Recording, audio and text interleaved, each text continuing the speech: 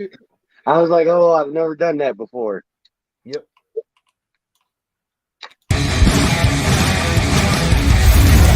Podcast City Network. Ladies and gentlemen, you are listening to Deathmatch Russell Podcast. Let's get it on! Come into the ring, step into the fire, see what you want, baby. If your heart has desire, get out, get knocked down. Deathmatch Russell Podcast, Deathmatch Russell Podcast, Deathmatch Russell Podcast. And good evening, everyone. You're listening to another episode of the Deathmatch Russell Podcast. And my guest tonight is Commissioner Malfy of Grindhouse Pro Wrestling. How you doing tonight? Doing all right, brother. How you doing? I'm doing pretty good for what is tonight. What the hell's tonight? I don't even know. Monday night? Tuesday night? I can't know. Monday night? Monday night, the snow has killed me, from all the snow we've had. That snowstorm that we just had through, but it's nice. It's melting, which is a good thing. Well, they're saying we got another one on the way around Thursday or Friday, so I hope it misses us because it's just getting ridiculous with all the snow. I'm ready for the warm weather. Yeah, I'm a snowboarder, so I'm used to it, but I gave it up, I'm retired. I retired. Me and my old man retired. I mean, just because we love going skiing and I like boarding, head up to the mountains, up to it's always Vermont. cool to watch. I love the X Games. Yeah. I just don't like the code. Well, for years, my dad and I would do trips up to Killington for my birthday. Like February 14th, Valentine's Day, of course. I would always, 21, we would just keep on going and going and going. But then we stopped. What did you ever do any professional stuff? No. I was just a goofball whacker, just goofy, having fun, crazy, going, down the slopes. Wild guy. It's always fun, especially when you're doing stuff that you love. Absolutely. But anyway, besides that, what's going on with you? How you doing? Well, we're fresh off of Rumble. Yeah. It was an awesome night. We had a huge turnout. Aaron Williams snuck off with Kevo's title, and so we don't know what's going on right now with our title. Aaron Williams has it, so hopefully Kevo can track him down and get it back. Yeah, Kevin. I'll tell you what, Aaron Williams really can capture the moment, and he's always a guy that can be. He's a sneaky son of a bitch, that's for sure. But he's very talented. Yes, he is. Yes, he had a really great match. Both of them did good last night. Mm-hmm. We had some ladies in the Rumble match. They did great. Sexy J, it really wasn't his night. But at the end of the night, we had a winner in the professional Clayton Canyon, and so we'll see what happens down the road. Mm-hmm.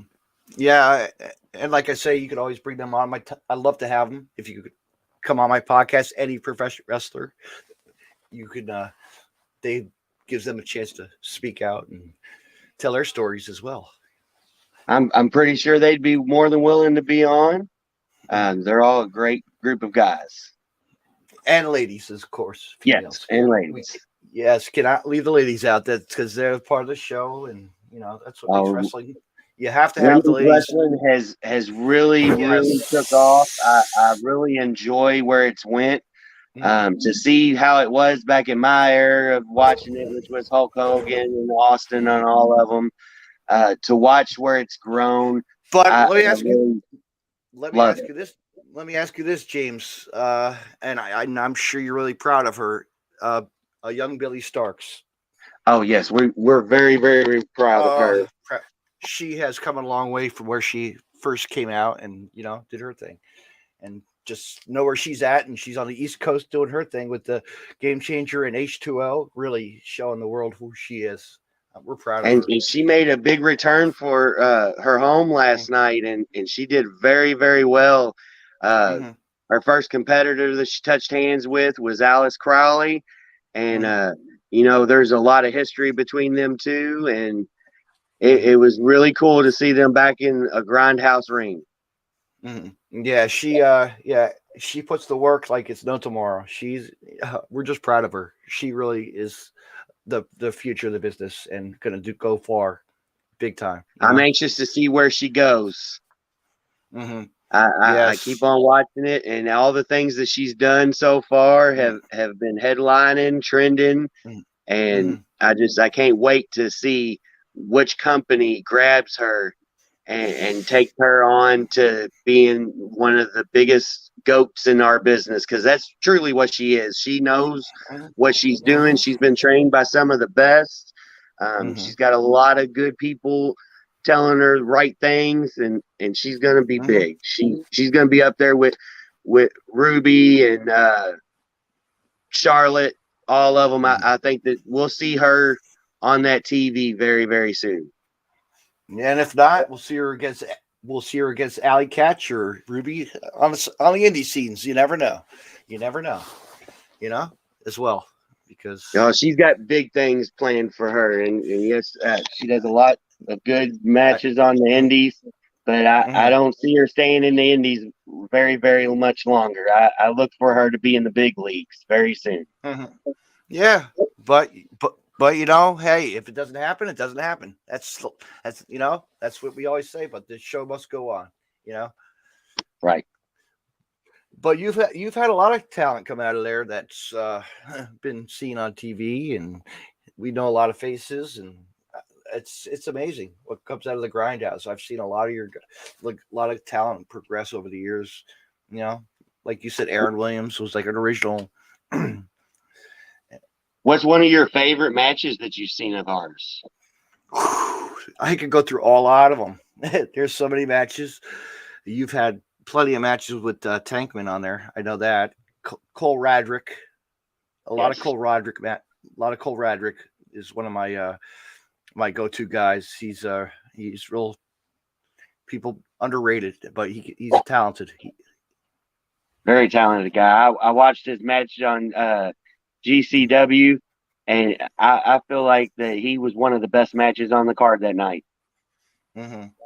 Yeah, he always puts up 100% in what he does every time, which is really good. What's some of your stuff that you like that we've done, like storyline wise? Storyline, I kind of like just keep to the side and watch whatever that catches my eye. That's really gonna stand out. There's like Aaron Williams stories goes on. You're talking like also Billy's storyline as well, and other people that I've been studying tapes. Like I watched the matches, and they're really some good matches. And I show my good friend out of Florida. He's like, "Holy shit, this is good." We've had people watch us from Australia. Yes. And I think it's pretty cool how big of a stretch we've gotten in the time that we've been in the business. And I love our fan base. I love everything that we've achieved so far. How long has Grindhouse been? When did Grindhouse first come around? About 2014, 2015. We started off just doing like little shows, like one-offs and whatnot, and then once our first round of students had gotten seasoned and they wanted a show, so we created a show called Rise, and it was really huge. On that night, we saw Zachary Dayton Pittman taking on Rudy Switchblade. He got crowned our first champion. We saw the group of KTK, which had Freddy Hudson in it. There's another guy who's really talented as well. My gosh, shout out to him. Freddy Hudson is. People don't realize these names, man, are names that will be seen everywhere on TV. You never know, as well. Oh yeah, like one of the things growing up that I've realized as now an adult is like we watched OVW all the time, and every now and again we'd see those guys go up to the big name and go to WWE and hit SmackDown and whatnot, and it was always cool that you got to rub elbows with them before It's they like ever went to the big it's name. it's like Maria James, Amazing Maria's daughter, Hollywood, was an OVW, and she had her time on TV as well. She got a little TV spot on Dark. Oh, and she's still going up. Like Yes. I see Hollywood. She's gonna be Hollywood very, very soon.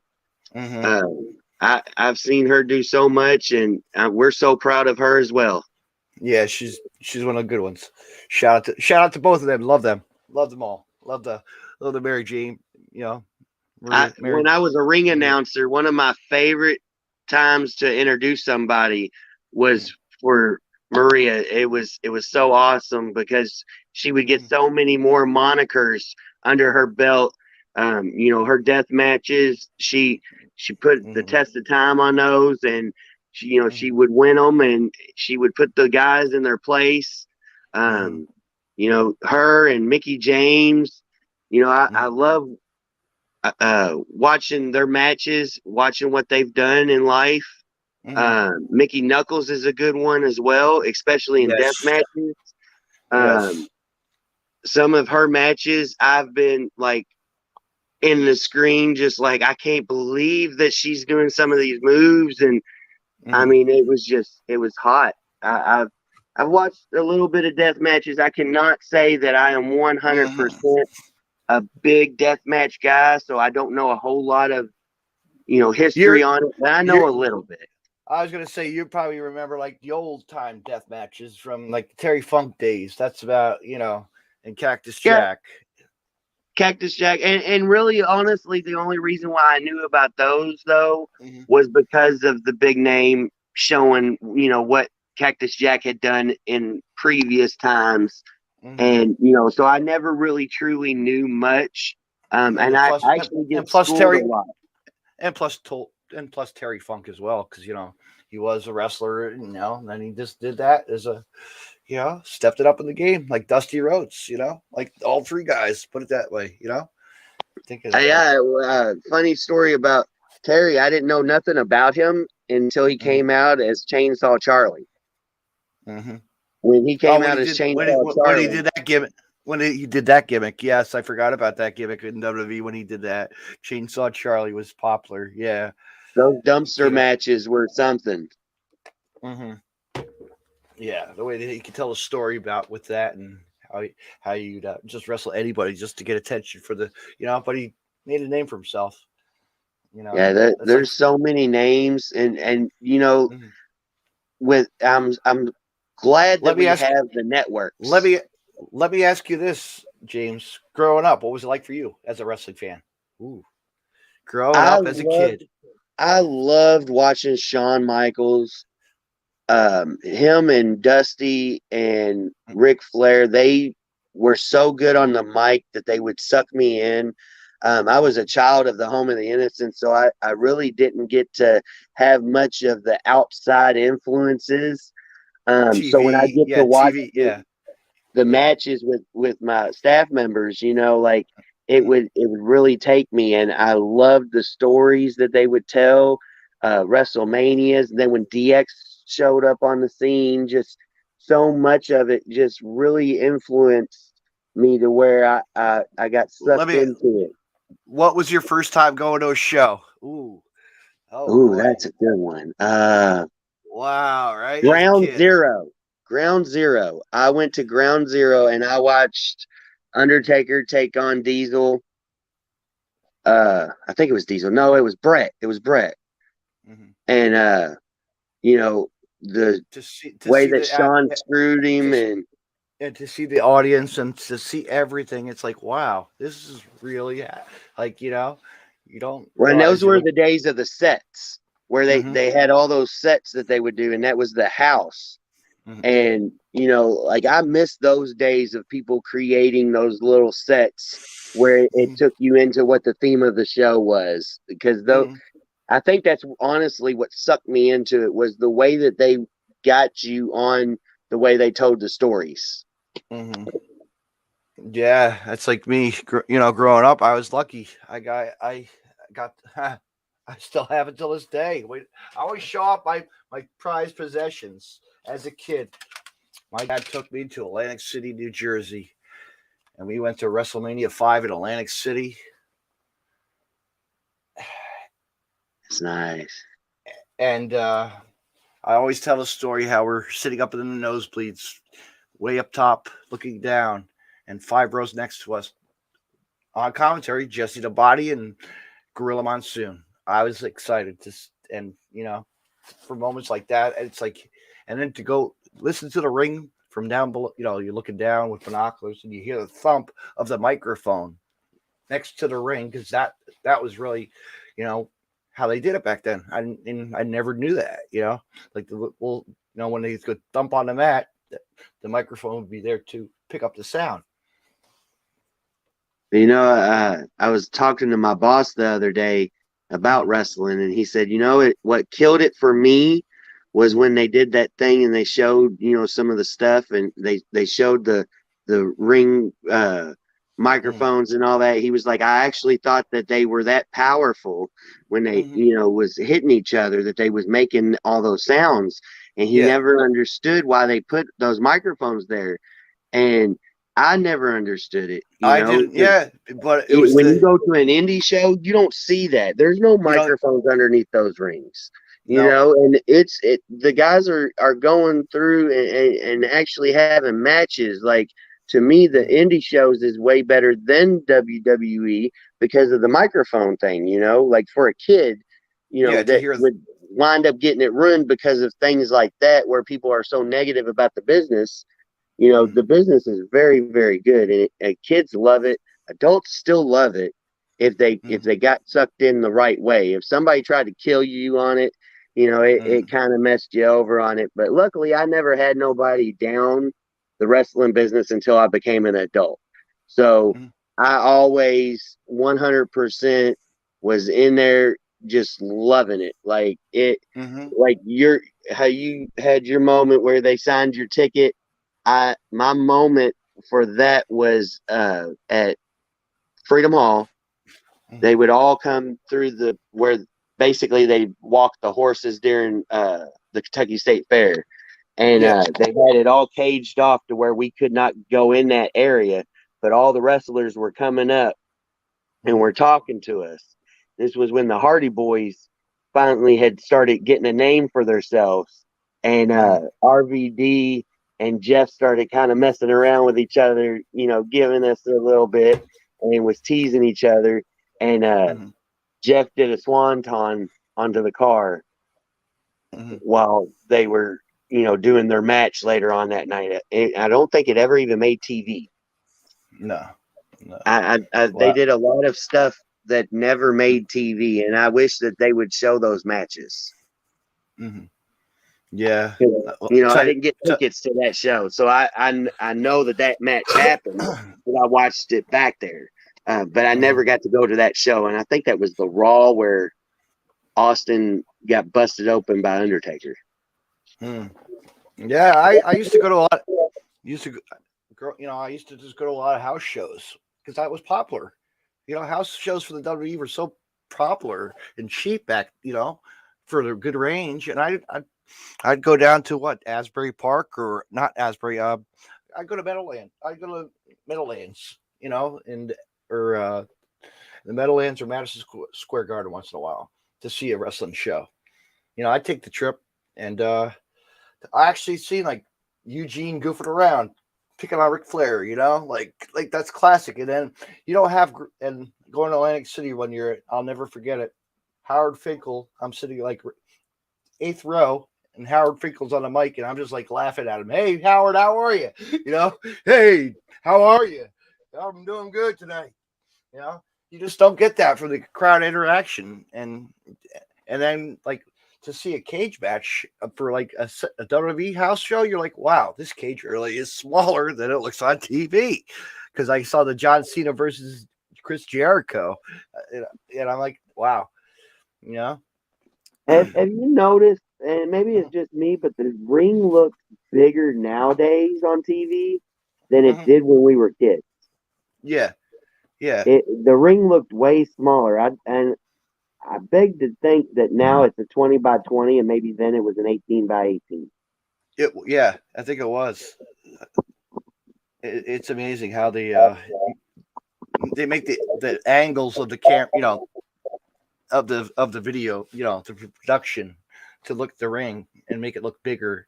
When we go to our indie shows, it's a full regular size ring, but it really looks bigger on TV.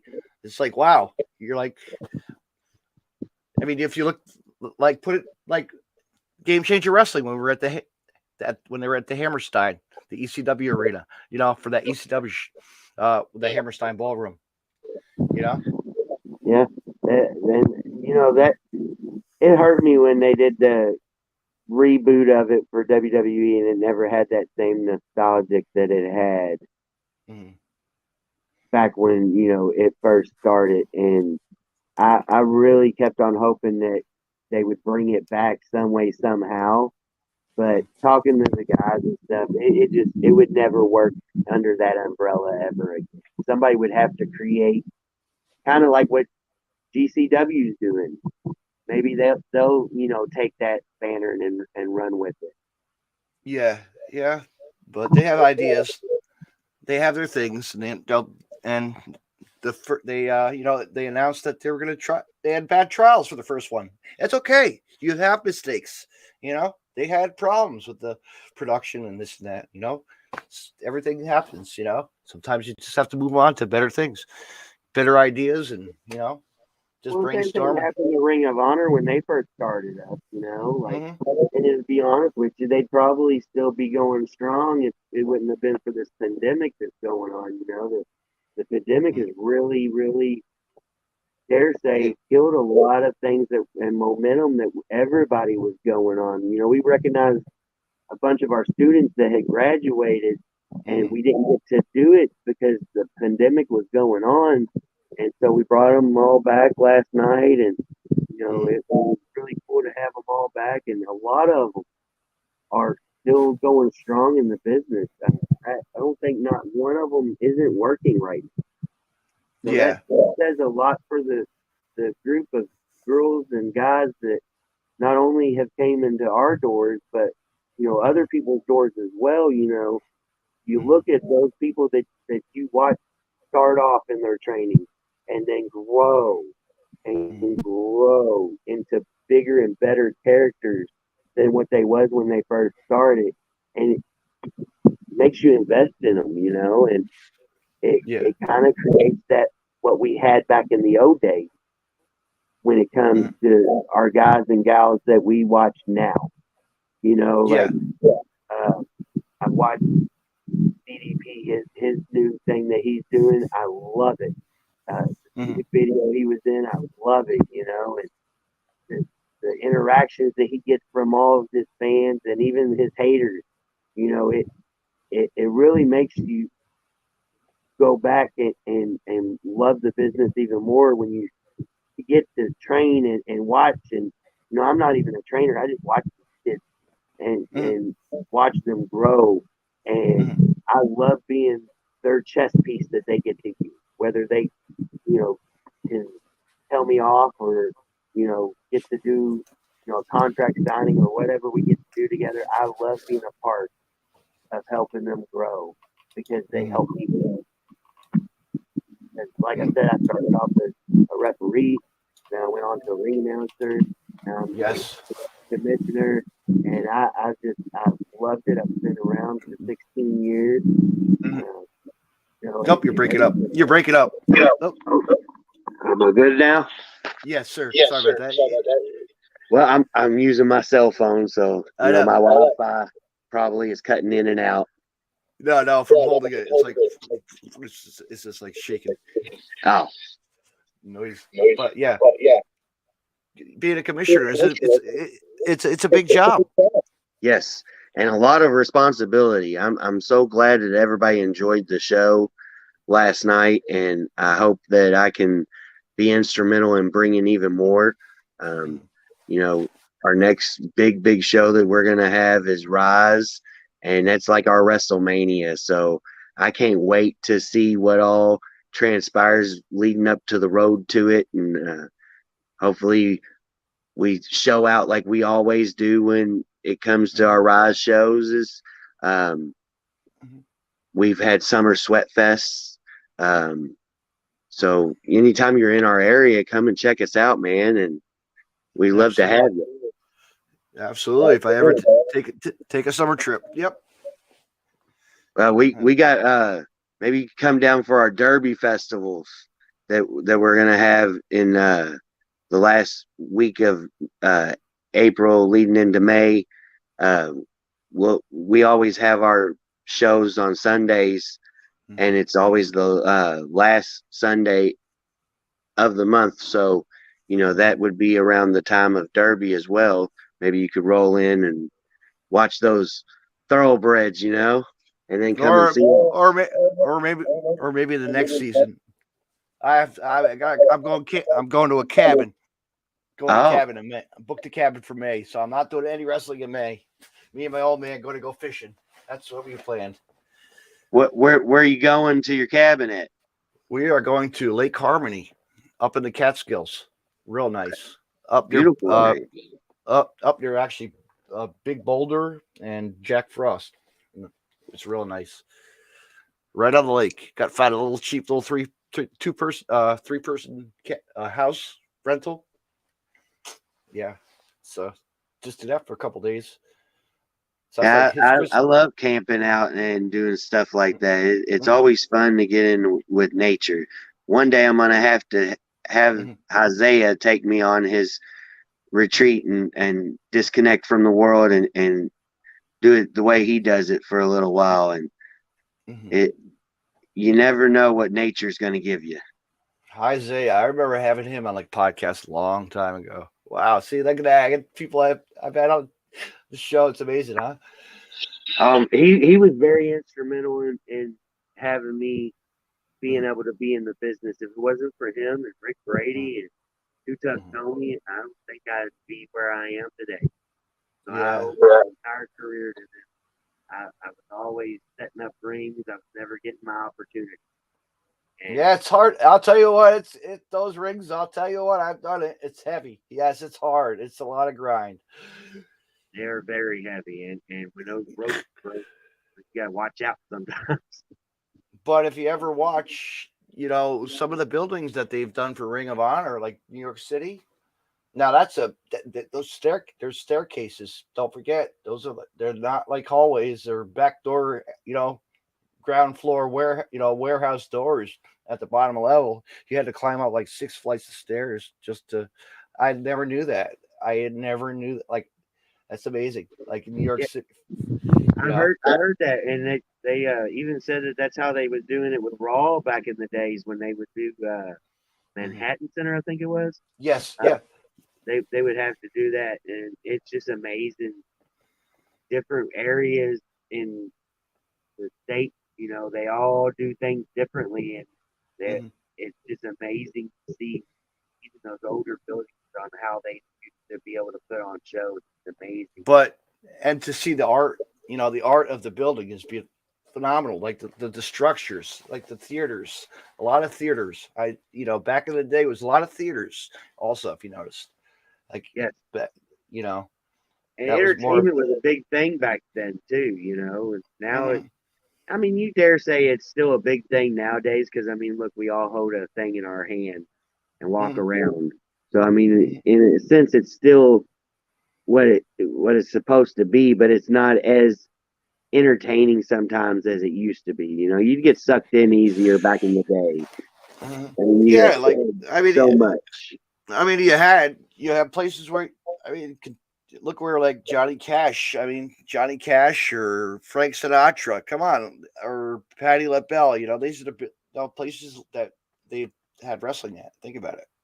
Like, like built famous buildings. Even Atlantic City's popular for a lot of the music that the area, the mid pop era. The jukebox era of rock and roll.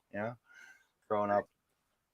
I like seeing when celebrities get involved in our stuff. It's cool. It is. I don't know if it made you pop, but it made me pop when Macaulay Culkin did his Home Alone thing to I can't remember the guys, but it was yeah. it made me Oh pop. yeah. Oh, that guy Joey Ryan guy when he was there. Yeah. I remember that was popular. Yeah. I just hope maybe one day he does something more than just that one little spot, because just listen to the stories that Freddie Prinze says about how diehard Macaulay Culkin is with wrestling. Most of us diehard fans, we always wind up, doing something. So hopefully that wasn't just a one-off and we wind up seeing him do more. Absolutely. Yeah. You never know. I mean, we've had David Arquette, and look where he's done. He's done wrestling. He's done it in the past Well, and he used to get so much heat for the stuff that he had done, and a lot of people didn't realize it wasn't on him.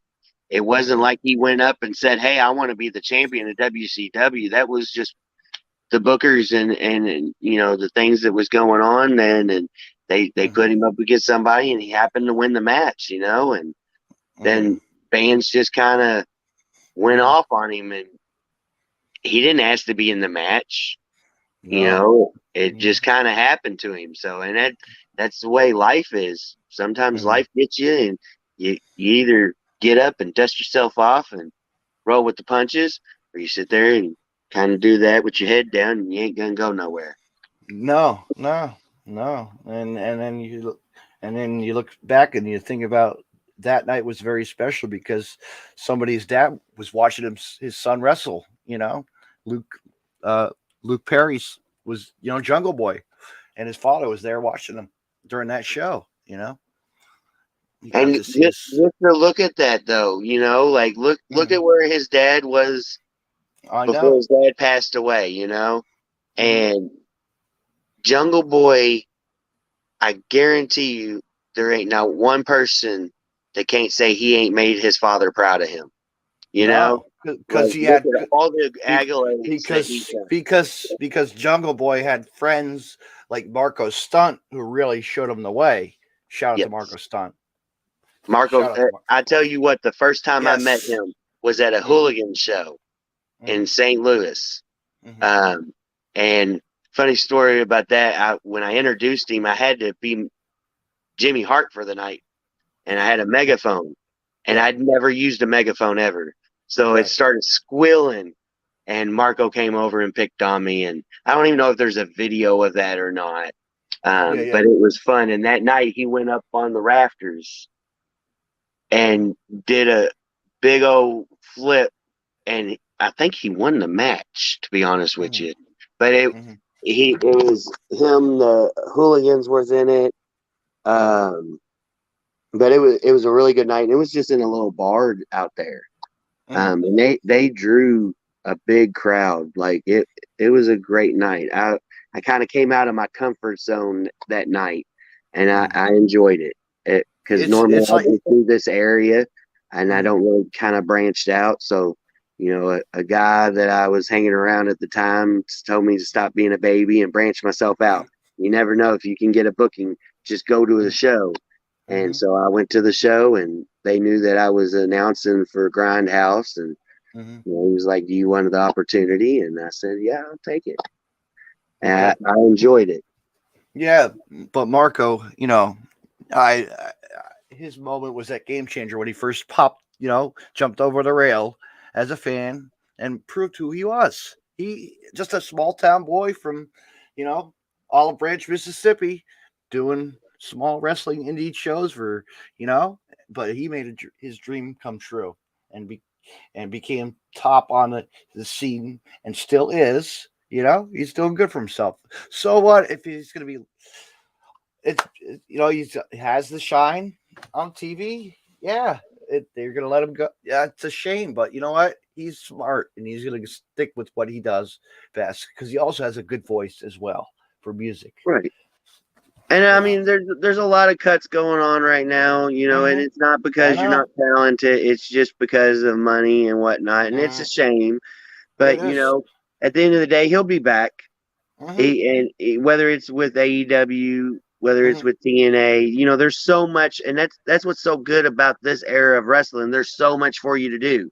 Mhm. Back when I was a kid, Vince was Yeah. pretty much tearing everybody down. So there wasn't a whole lot that you got to do, So when WCW folded up, there was just the Indies and Vince, So to see that the landscape has changed and gotten better for everybody, and all the boys are getting to work, and all the ladies are getting to work, and to see where the ladies have went, and the ladies can keep on going. To be honest with you, there's so much more that the women can do. I can't wait to see it, and I hope that one day we can actually have the shows where it's just for the women. Yes. Like, we still have those. There's shows out on the indies. You got Girl Fight and You got Mission Pro. You got Mission Pro by Thunder yeah. Rosa. Shout out to her for that because You also that's had good. Slimmer still around. Shimmer. Shimmer. I think. Yeah, I believe it is still going. I'm not sure where. They had a lot of good talent that came out of there as well. Yeah, it's like the WSU from Combat Zone Wrestling. WSU was the women's division. And that was Didn't Ring of Honor have a women's show too? They did a lot of women's shows. Yeah, they would mix it up with the women's division. Yeah. I thought I remembered that, but there's so much that goes on anymore. To be honest with you, I Malfy it a lot, and I won't remember it. So people have to remind me sometimes. But I enjoy everything that I see, and I just can't wait for wrestling has always done things in waves, and I think that wrestling is now back up on its climb to do like it did in the 90s with the Attitude Era. And I just can't wait to see what all happens. You got guys like Zack Ryder, who he's revamped himself. Look at everything he's doing. And I mean, I just can't wait to see. Like I'm a big fan again, I was kind of losing hope there for a little while on what was going on with the companies, because a lot of people wasn't using their talent like they should. No, and to see guys like Double J, Jeff Jarrett back in the scene, it's like, what the heck? It's like, well, it took a lot of talent to basically say, you know what, we're not getting used the way that we need to get used, and let's create our own shows. And that's what happened. DJ Hyde, that's what he did, and look what he did for everybody. Yeah, and they're trying it again and whatever. And I don't know. Now you got Too Tough Tony. He's done what he's done for the business, and Too Tough Tony has done a lot in the business. I mean, he's been big in death matches, big in storylines. He was on TNA. It's like the bulldozer Matt Tremont. Give him big props because he runs a school, he runs a promotion, and that's why I'm saying like Billy Starks is always welcome with her, and a lot of talent comes out and shows, which is really great. What are your top 5 guys? Top 5 guys on which show? On anything right now. Like who do you think steals the show for you every single time, no matter where they're at? Where they are they at? can work for multiple organizations, or they can be at one organization. How about Nick Wayne? Okay. How about Tony Deppen? Okay. How about Jordan Oliver? Okay. Cole Roderick? AJ Gray? Oof. And what do we got? What are we up to? 1, 2, 3, 4, 5, right? Is that no? That was it. That was it. Now what about your ladies? Oh, Thunder Rosa, of course. But I'd say there's so many talented females. Alley Catch. Okay. You have, oh boy, holy shit! There's so many girls that I could go off the. See, that's what I'm saying. There's so Yeah. much talent out there now. You can't Yeah. never really have a true top 5, you know? Back Yeah. when we were growing up, you Yes. literally could do that. You can't Yeah. do that no more. These No. guys and gals, they go at it and they give you the best that they have in them, and it shows nowadays, you know? Okay, who's your top 5? Ooh, let's see. So for the men, Yeah. I've really like my top guy that I've really got behind is John Moxley.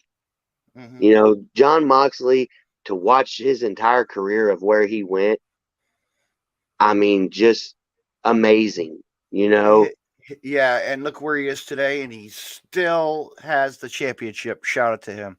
he still innovates himself too. You know, And we're proud then of him.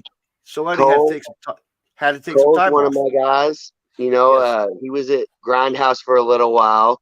He did a tag team with us, and you know, With the way Sage. that he tells With his stuff. him and Sage. Him and Sage. Did you know Yeah, that? and he Did you? ran around with the Cole County Crusher as well. Did you? Here's a story about Cole and Sage. Well, 1 year Game Changer did their very first show, at the Howell place in New Jersey. And the promoter asked me, my friend Brett, called me up, David. I have a couple of guys from the Mid-South areas that are going to be in town for the wrestling show. Would you mind helping me out hosting them? Absolutely. So they came and stayed over me at my house. Reed Bentley and John Wayne Murdoch, Homeless Jimmy, and Sage and Cole Radrick.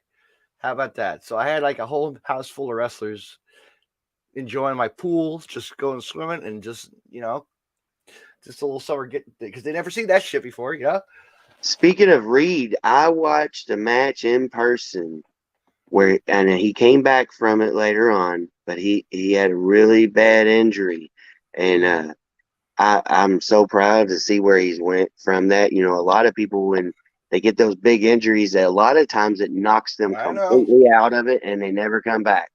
No, that's And like to John. see him make his comeback, he did very well for himself. That's like John. John too.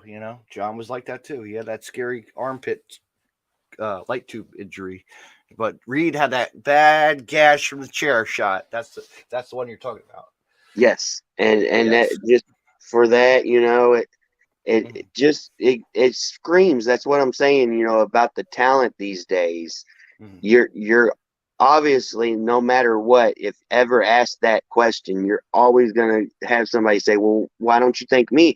But at the time, you're just thinking, you're always going to be put on the spot with that. So you really can't tell nobody anymore, like I really have to grasp, just like you did, on the guys and the gals, and I just, with the guys and gals that I think right now, it's mainly the ones that have just trended, like no matter what, you look on Twitter and you see their names in there. You know what I'm saying? And it's like my local. She's one of them. Alex Crowley, Ruby. I watched her as Heidi. When she was Miss Loveless. And we could go on for days, like you said, on the talent that we have. So it's like I know it's like my local promotion. We're gonna be it's called Titan Championship Wrestling. This coming February 14th, or not February 12th. We're gonna be honoring the greatest wrestler, 25th year of his career, Ring of Honor vet, also, and Jersey All Pro vet, Monster Mac. I mean, we're going to bring in talent that he's wrestled with over the years, and new talent, new kids, new people. It's just great to see different variety of wrestling, for the new generation to come around. And some names have been on TV, which is good to get shine, for the AEW Dark. That's good. That's good, Yeah, a lot of people are getting so much time right now. I love that AEW is doing that for people. You got Shauna Reed, You know, she's been doing a lot with them. Charlie Yeah. Cruel, one of our Yes. alumni, you know, she's been doing a lot. Just to see what everybody's doing right now. They're all trend setting. They're all doing great. You know, so just imagine what you're seeing now. Take that, give it about 5 more years, and it's going to be even more over the top. You know, and my company even has a women's division. We have a women's division. We have a show. It's called the Goddesses of War. We have a lady called Riley Shepard. We have a lady called Vicious Vicky. We have a Charlie Cruel actually came in one year. She got the scare on a helicopter. Something happened with the helicopter ride to the hospital or something, but I forget. I heard about that. Yeah. But no, the talent just keeps coming, and it's amazing. And I always say, come on, get a shot. Here's a local company. Come on out, check it out. You know, it's just we all branch off to different. You know, it's right. And it's cool to see how many have actually stuck around too. You know, like a lot of them that you really didn't know whether they were going to stick around actually stuck around and have given us so much to watch and entertain us with that. You know, I really truly think that wrestling is better now when it comes to talent than let me ask you this, James. Do you watch IWTV? Yeah, I do. I think that's a really good idea that they did. So much wrestling. Yeah, it's unbelievable. It really is. And I also do a lot of ad free. I love Conrad Thompson's take on stuff. You know, the way that he tells you everything. You know, and all the podcast guys right now, all y'all are doing great. Y'all give me so much entertainment and knowledge anymore. You know, like listening to yours, I learned a lot. You know, so and I don't know a whole lot about deathmatch.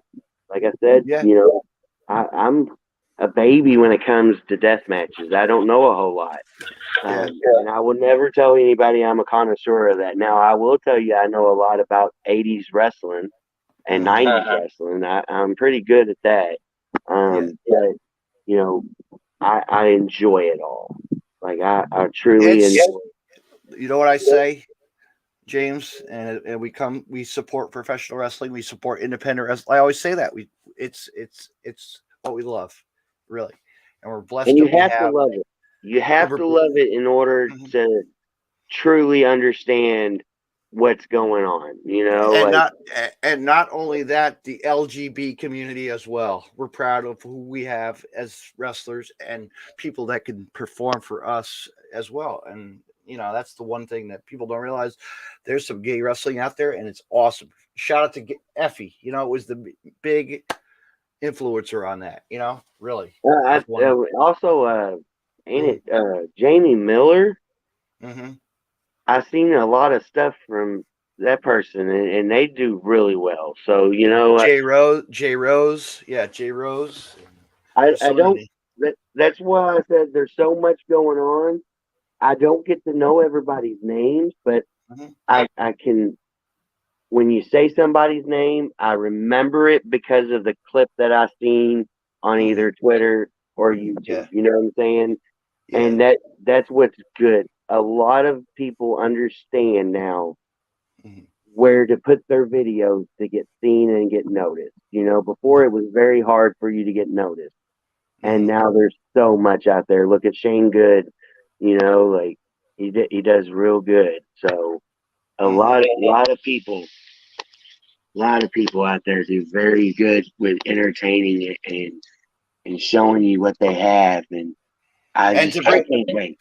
And to bring back the legends and to bring back, you know, just the veterans who've done it, like to see, like, you know, it's just amazing now. It's just like you see, it's just great. It's just really great who they're bringing in. Just for like we just had Scotty Too Hottie recently at a show. You know, come on. There's been a lot of them here lately. I love that he's back in the ring. I never thought that we would ever get to see him back in the ring. No, he looks good. He looks good. I mean, I mean, as a kid going to a local indie show, yeah, that's who you had on the card. It's like we were special. We were excited to have like this guy come with his partner, Rikishi, at the time when he was, right. He's still around doing his signings and stuff, people coming back. It's like Jarrett coming back. It's like, come on. I remember him when he first started, like watching WCW, his career, and TNA. And then he did a house that I'll never forget. I totally forget about. He actually ran a show with Vince Russo out of North Jersey. It was called NWA Cyberspace Wrestling. I've never heard of that. See, I told you, I'm always learning. I've never even heard of that. There was a shit promoter guy. I guess his name was Billy Firehawk at the time, but they brought some talent in. They brought in America's Most Wanted. They brought in Samoa Joe and Christopher Daniel. Like they would mix it. Jeff Jarrett would wrestle. Abyss Rhino would wrestle. You like Skipper, just like all the names you were like, wow. I'll send you some footage. I found it. I'll send you the YouTube. You'd be like, wow. You could. Hey, speaking of Rhino's a really, really good guy. I got to meet him a handful of times, and always picking his brain for stuff. And the funniest thing that he ever did to me, I wanted to pay for a shirt. And that's what we do. We pay each other for each other's gimmicks because that's how we live the life in the first place. Yep. And he had this shirt called Built Rhino Tough. Reminded me of the Ford thing, and it was over with me, and I really wanted one. And I didn't have my money on me. I spent it all because of my daughter. She wanted things for herself. So when it came time to it, oh man, I'll have to catch you next time. And he was like, "Here you go." And I was like, "What's your PayPal?" And when I get home, I'll just send you some money. And he was like, "Just say thank you." Yeah. And I wasn't catching that. All he wanted for the payment was to say thank you. And he was a really great guy, and all the things that he's told me, I really, if it wasn't for legends like him to pass on the knowledge, we wouldn't see what we see today. Yeah. It's like Balls Mahoney or Christopher Candido's rest in peace, shot. I love Balls Mahoney matches. Those were very entertaining. Yeah, they were some of the best. Him, Sandman, Sabu, of course, Taz, Terry Funk when it was originally ECW. Yep, it was just great. That chair thing. Did you ever get to see that? Like back in the day, because I didn't even know it existed. I didn't know it happened. I never saw later on. No, I never got into the ECW. I wish I was a fan early on of the going to that arena in Philadelphia. I never got a chance to go there to watch like the ECW era, but I did go. There was a promotion and they bring in like Balls Mahoney once in a while, and it was really cool just to see. But to this day, I always show off my chair as a kid, and this is my treasure from Balls Mahoney. Here you go. You see something?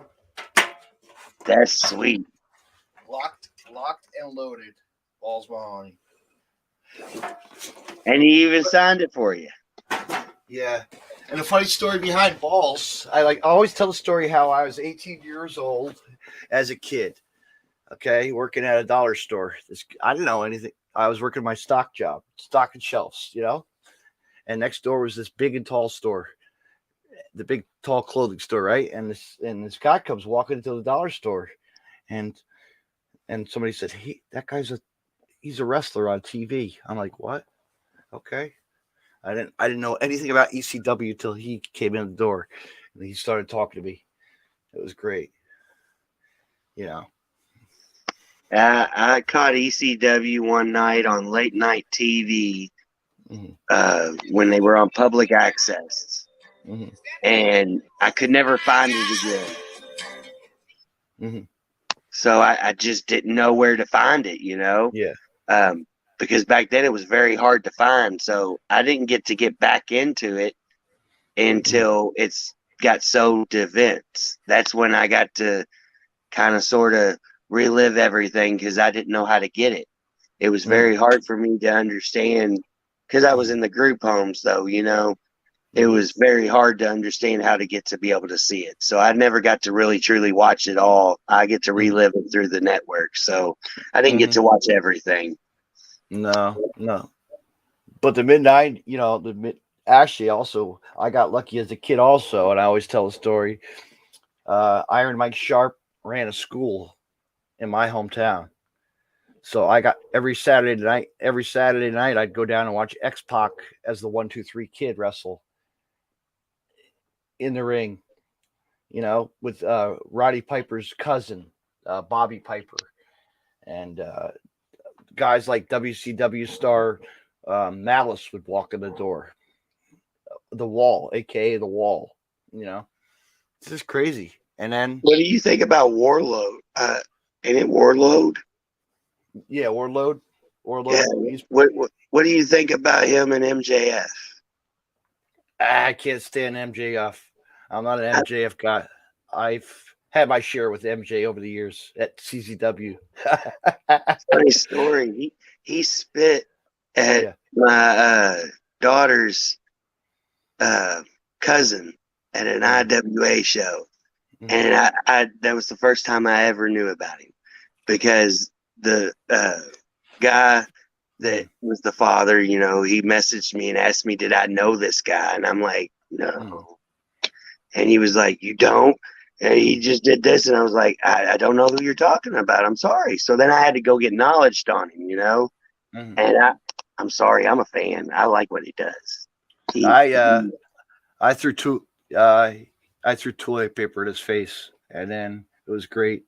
And then one year I put a tweet out, or no, after I chopped him. I got to chop him when Ricky Shane Page had a match with him at CZW, and I got to chop him ringside. I had the loudest chop of them all.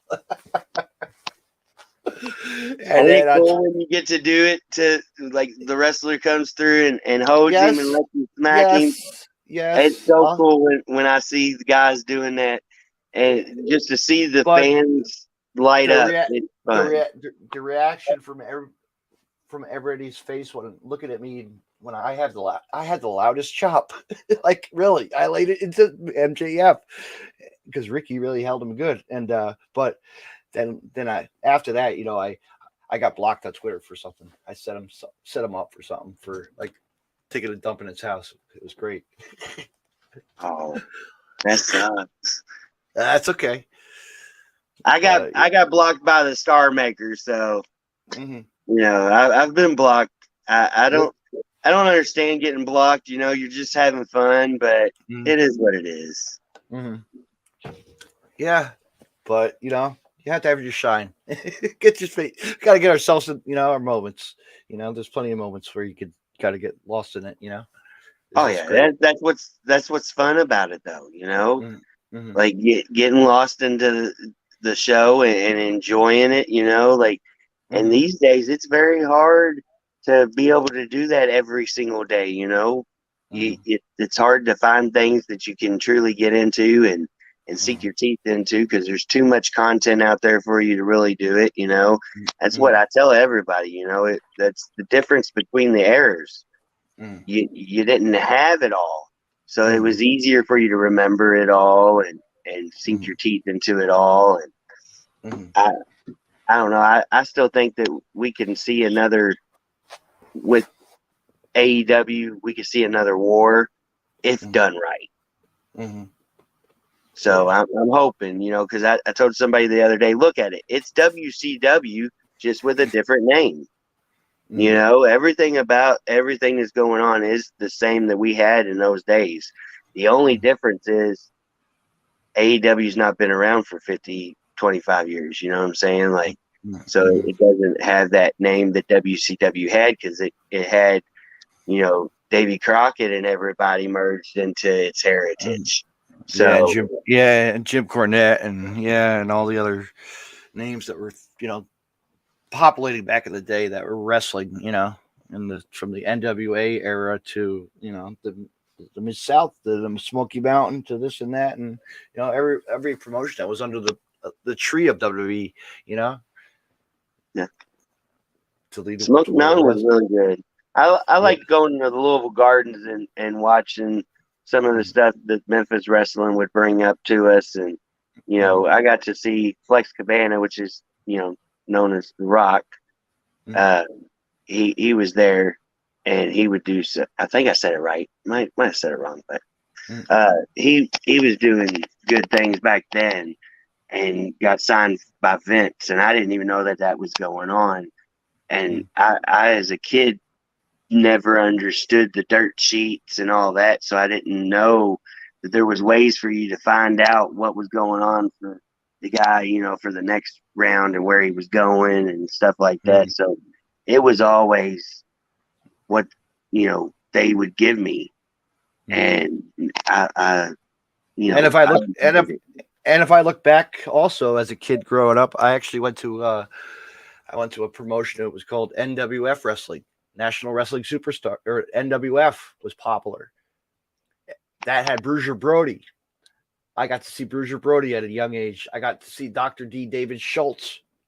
I'm jealous. I've never gotten to see a match from him. Mr. Fantastic, the Fantastics, you know, like Wahoo McDaniel, the Strongbows, and the Wild Samoans, of course, off in Sika, you know. So I got spoiled. I've seen a lot of matches from Brody, but I can never say that I got to actually see him in person to do it. I saw him in the cage. It was insane. It was great to see him. And to hear the story around the stuff that happened to him, from how he was taken from us, I just don't like it, you know. And it kind of washes you a little bit, you know, like, did this really happen or did that happen? You know, that Dark Side of the Ring documentary kind of makes you scratch your head a little bit. Yeah, but to talk, you know, see Dr. D. David Schultz, and actually I had him on the podcast. Like, come on, like, that's cool to get somebody who was making a name for himself, you know, with all that new stuff when he was, you know, way back in the, you know, had his little scuffle with WWE, and, you know, way back in the day, you know, WWF. This is crazy, right?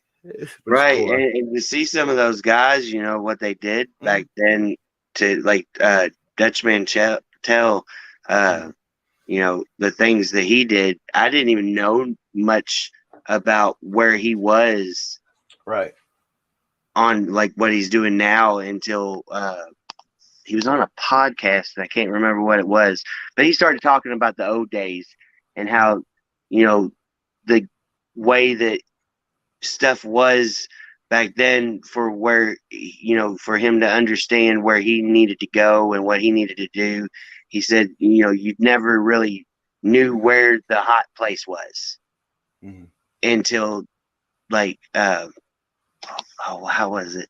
I can't remember. I'd have to go back and watch what he said on that, but they all wound up in Mexico, and that's where it all started going for him, was in Mexico. And then he took off and went into Memphis, and so, you know, it's amazing to, you know, see what they all did back then, you know, and all those matches, especially with like NWA and watching the Hard Times stuff with Dusty and you know, Ric Flair doing the things that he did with Ricky the Dragon Steamboat, and you know, you actually, to me, you see that in this generation too with some of the guys. We do have those guys that are Ric Flairs and Dustys, and you know, they're out there and they're still showing you, but I don't think they get the recognition that they deserve right now, and we'll see that coming very soon for a lot of them. You know what? I had a really great time talking with you tonight. I did awesome too. And I thank you for letting me have my first experience on a podcast. I've never gotten to do it, so I hope I get to do it more. And if I was lame, I apologize. No, you're all right. You did good. We killed a lot. We talked about a lot of stuff that wrestling. We talked a lot about wrestling that we were mentioning earlier, and a lot of stuff that we, seen as kids growing up. And it's amazing the different generations, of wrestling can provide for wrestling anywhere, Right. But And to see, I'm excited to see what else is to come. Like I said, I can't wait. Mhm. There's so much that internet can do for what's going on, especially for wrestling. So I can't wait. it's gonna burst. It's gonna burst into the scenes, But here's where could everybody reach you on your social media for Grindhouse Pro Wrestling? Yeah, we also have our website up and going. We're gonna be adding content onto there. We got a lot of things planned, so as long as everybody tunes into that, our next show is the last Sunday of February. Also, if you're in the local area, we're doing a thing with Jet's Pizza right now. If you use Grindhouse 10, you can get some off on your pizza. Jet's Pizza is amazing pizza. I don't know if you've ever heard of them, but they got some really good pie. So fans, get out there, get yourself a slice of pizza, go see some Grindhouse Pro Wrestling. And we're at 1416 Spring Street in Jeffersonville, Indiana. Yeah, and to contact to get tickets, just go to the website and bell times, or what times are the bell times usually?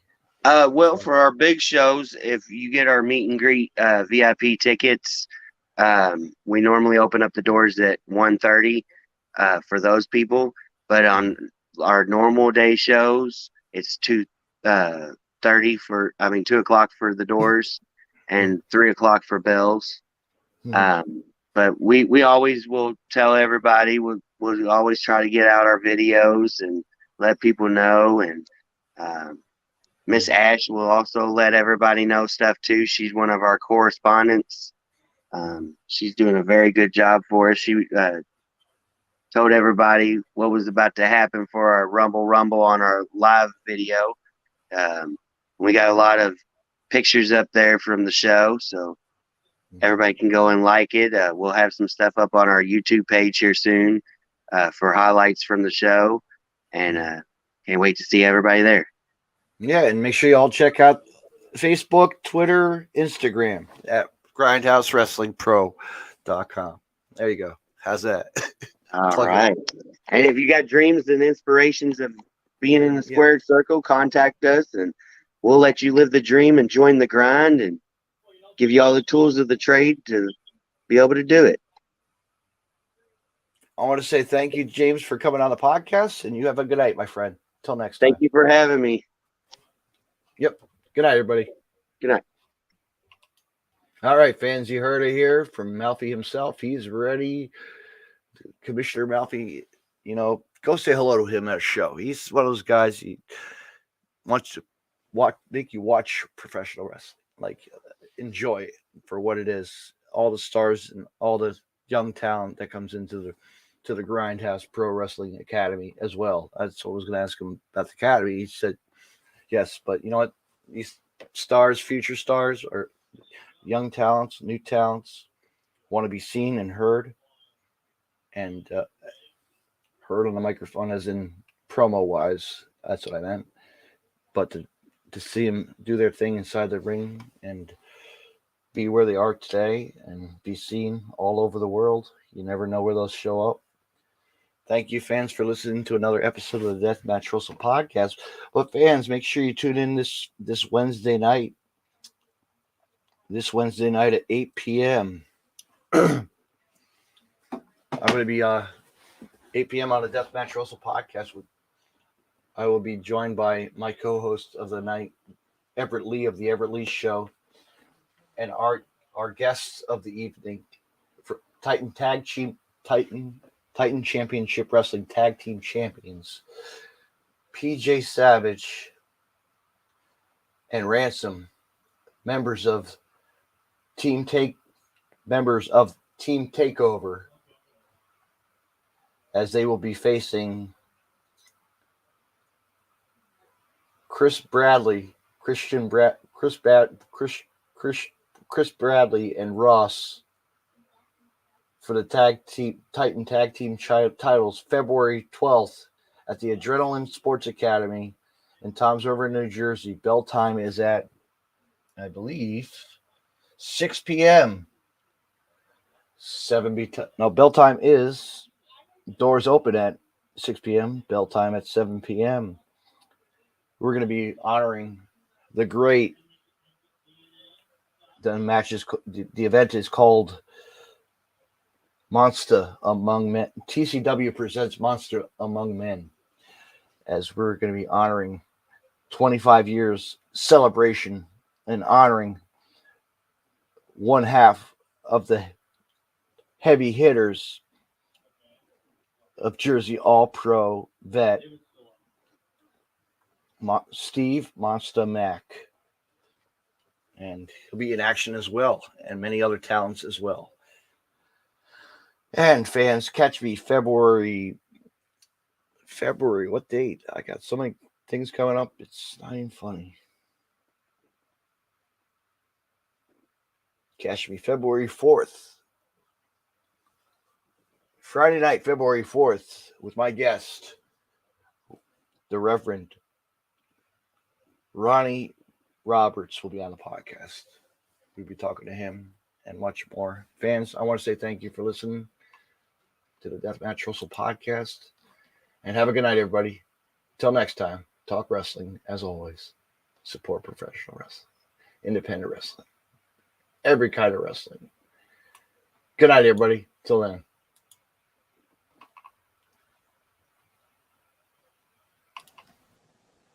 You can find more Deathmatch Russell podcasts on the following social media: deathmatchrussell.com, follow on Twitter at DavidNJ32, and on Facebook, facebook.com/DJDaveNJ32. Instagram at DavidNJ36. Hey, wrestling fans, I want to mention Collar and Elbow. Collar and Elbow was founded on traditional values of professional wrestling. Two entities working together to create a product intended to connect with people on an emotional level, a symbiotic relationship where one cannot flourish without the other. We strive to create a product that embodies our passion for professional wrestling expressed through street fashion. Visit collarandelbowbrand.com and use the promo code Deathmatch Russell Podcast and save 10% off when you make a purchase. Collar and Elbow, where wrestling passion meets street fashion. Me on Podcast City Network at podcastcity.net, facebook.com/Podcast City Network. Hit the like button and share, and on Twitter at Podcast City Net. Also on Johnner's Wrestling Podcast Network, www.wrestlingwithjohners.com. You can hear Deathmatch Russell Podcast on Stitcher Radio and on iTunes.